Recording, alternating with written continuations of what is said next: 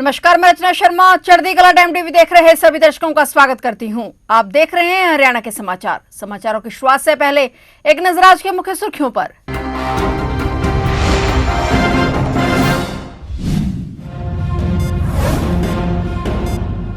Bharat Africa साझेदारी की महत्वपूर्ण बैठक। उच्च स्तरीय बैठक में पहुंचे केंद्रीय मंत्री मनोहर लाल और सीएम नायब सैनी। केंद्रीय मंत्री मनोहर लाल और सीएम सैनी ने की बैठक की अध्यक्षता।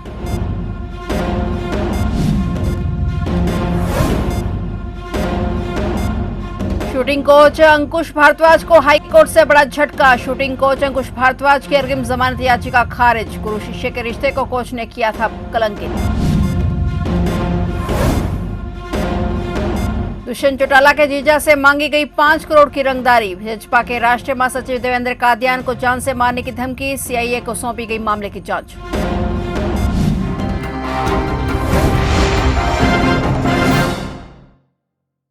और अब समाचार विस्तार से। भारत इलेक्ट्रिसिटी समिट 2026 के दौरान आज एक महत्वपूर्ण भारत अफ्रीका साझेदारी बैठक आयोजित हुई। इस उच्च स्तरीय बैठक की अध्यक्षता मुख्यमंत्री नायब सिंह सैनी और केंद्रीय ऊर्जा आवासन एवं शहरी विकास मंत्री मनोहर लाल ने की।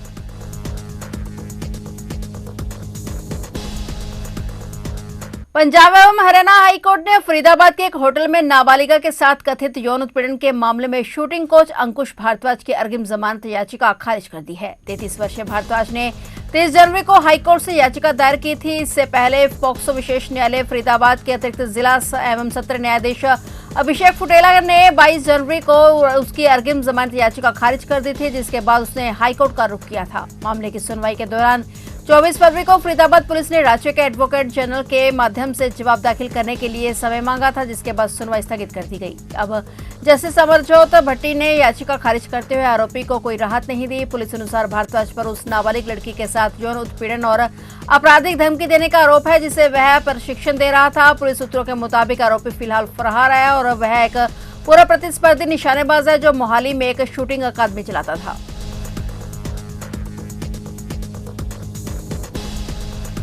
हरियाणा की राजनीति के दिग्गज परिवार से ताल्लुक रखने वाले और भाजपा के राष्ट्रीय महासचिव देवेंद्र कादियान को कुख्यात अमित भाऊ गैंग के नाम से जान से मारने की धमकी मिली है। बदमाशों ने उससे 5 करोड़ रुपए की रंगदारी मांगी है और पैसा न देने पर उनके बच्चों और फार्म हाउस को निशाना बनाने की चेतावनी दी है। पानीपत के थाना चांदनी बाग पुलिस ने इस संबंध में प्राथमिकी दर्ज कर ली है और मामले की गंभीरता को देखते हुए जांच सीआईए को सौंप दी गई है। सेक्टर 11 निवासी देवेंद्र कादियान ने पुलिस को दी शिकायत में बताया कि उनके व्हाट्सएप पर एक विदेशी नंबर से कॉल आई और फोन करने वाले ने खुद को अमित भाऊ गैंग का सदस्य बताया और 5 करोड़ रुपए का प्रबंध करने को कहा। इसके बाद अगले दिन एक 1.5 मिनट की ऑडियो मैसेज भी आया, जिसमें उनके बच्चों की सुरक्षा और फार्म हाउस की पूरी रेकी होने का दावा किया गया। और देवेंद्र कादियान, जो पूर्व स्पीकर सतबीर कादियान के बेटे हैं, उन्होंने आरोप लगाया कि करीब 8 महीने पहले उनकी सुरक्षा को वापस ले लिया गया था, जबकि उन्हें बार बार धमकी मिलने के बावजूद सुरक्षा नहीं दी जा रही। उन्होंने कहा कि अगर सरकार ने सुरक्षा मुहैया नहीं कराई तो वे हाईकोर्ट का रुख करेंगे।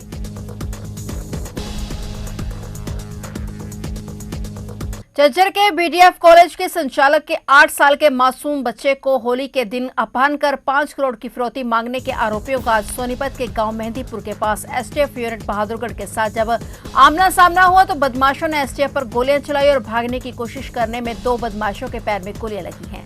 स्पेशल टास्क फोर्स के इस ऑपरेशन में घायल बदमाशों के 3 साथियों को भी मौके से धर दबोचने में कामयाबी हासिल हुई है। फोर्स ने बदमाशों को घेरा और उन्हें आत्मसमर्पण के लिए कहा तो बदमाशों ने पुलिस पर गोलियां चला दी और भागने की फिराक में जुट गए। एसटीएफ के जवानों ने बहादुरी दिखाते हुए बदमाशों के पैरों में गोलियां चलाई, जिसमें 2 बदमाशों के पैरों में गोलियां लगी और उन्हें उनके 3 साथियों को धर दबोचने में कामयाबी हासिल की गई। घायल बदमाशों को सोनीपत सिविल अस्पताल में इलाज के लिए भर्ती कराया गया है और अन्य 3 आरोपियों को झज्जर ले जाया गया, जहां तीनों ने पूछताछ की जा रही है और पुलिस ने मौके से 2 अवैध हथियार बरामद किए हैं।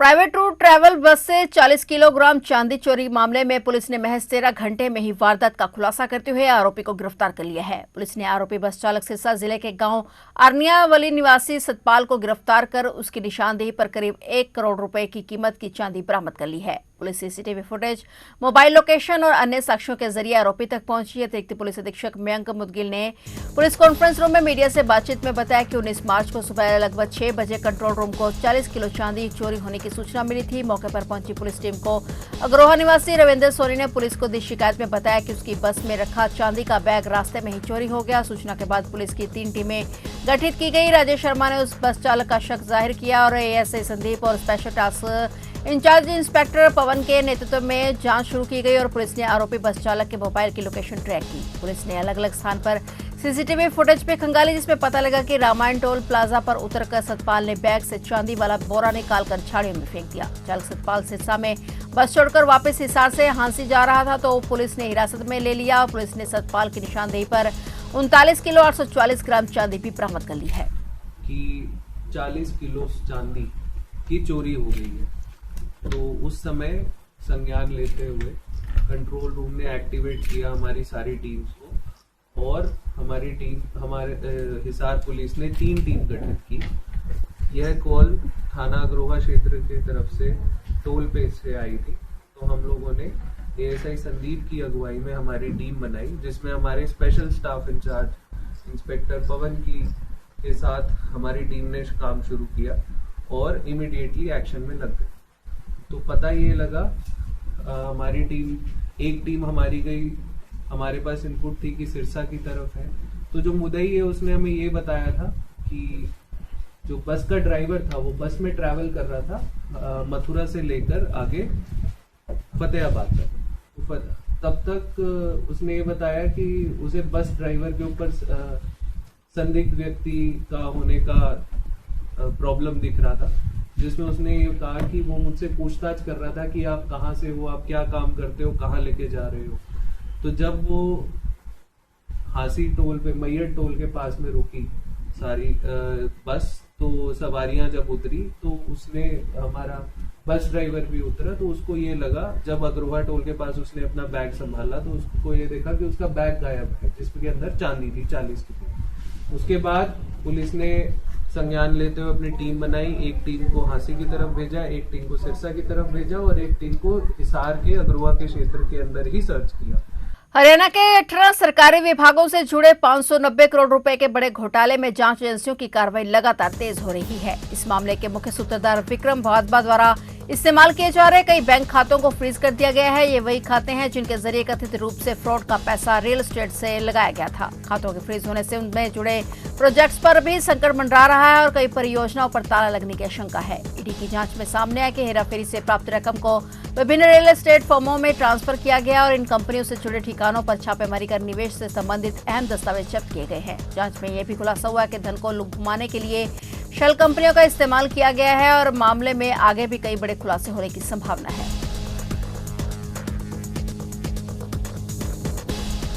जल संरक्षण को लेकर चल रहे जल जीवन मिशन जल संरक्षण पखवाड़ा के तहत गांवों में बेहतर कार्य करने वाले सरपंचों को सम्मानित किया गया। कार्यक्रम में अधिकारियों की मौजूदगी में उन सरपंचों को सम्मानित किया गया जिन्होंने अपने गांवों में पानी बचाने, स्वच्छता बढ़ाने और जल के सही उपयोग को लेकर प्रभावी पहल की। कार्यकारी अभियंता संजय शर्मा और जिला सलाहकार नेहा शर्मा ने बताया कि जल जीवन मिशन के अंतर्गत जन जागरूकता कार्यक्रम जिला स्तरीय जल संरक्षण जल प्रबंधन हेतु जल योद्धा के रूप में महिला सरपंचों को भी सम्मानित किया गया है। अनिल कुमार प्लम्बर को अपने क्षेत्र में कार्य करने के लिए सम्मानित किया गया।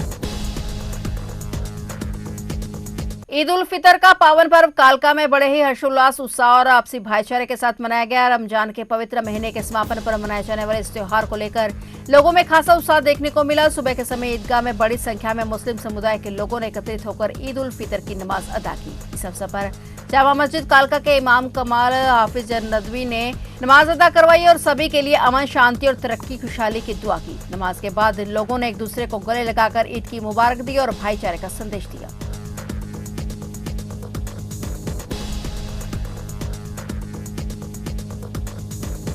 अंबाला में मौसम ने एक बार फिर से करवट ली है, जहां सुबह सुबह घना कोहरा छा गया और वहीं ठंड पड़ने से तापमान में भी गिरावट दर्ज की गई। ठंड से बचाव के लिए लोग गर्म कपड़ों का सहारा लेते नजर आए। मार्च महीने में भी लगभग पूरा होने को है और लेकिन फिर भी आसमान में धुंध लगातार छाई रहती है और फिलहाल लोग अभी गर्मी से राहत महसूस कर रहे हैं। तो आप देख रहे थे हरियाणा के समाचार और नए समाचारों के साथ फिर से हाजिर होंगे। तब तक के लिए देखते रहिए चढ़ती कला टाइम टीवी और मुझे दीजिए इजाजत। धन्यवाद।